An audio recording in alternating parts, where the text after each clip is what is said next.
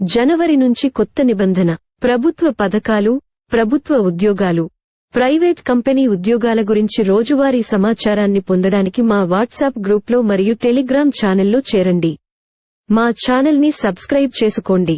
Please subscribe, like and share my channel.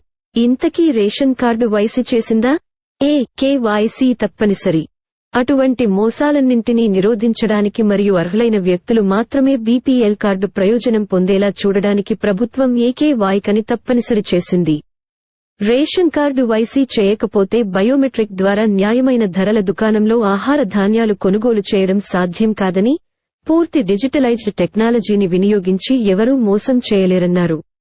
చివరి తేదీ ప్రకటించిన ప్రభుత్వం. కేవైసీ కోసం చివరి తొలగింపు. కర్ణాటక రాష్ట్ర ఆహార శాఖ ఇప్పటికే తెలియజేసినట్లుగా అక్టోబర్ 30లోగా రేషన్ కార్డు కేవైసీ పొందని వారి కార్డు రద్దు చేయబడే అవకాశం ఉంది. డిసెంబర్ 30 దీనికి చివరి తేదీ. అదే సమయంలో మీరు ఈ కేవైసీని పూర్తి చేయండి.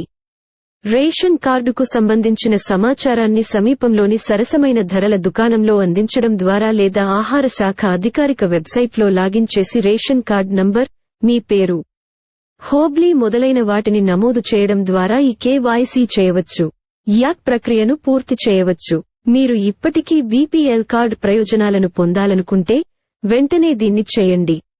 ఈ వీడియో మీ స్నేహితులు మరియు బంధువులందరికీ వెంటనే షేర్ చేయండి. ధన్యవాదాలు.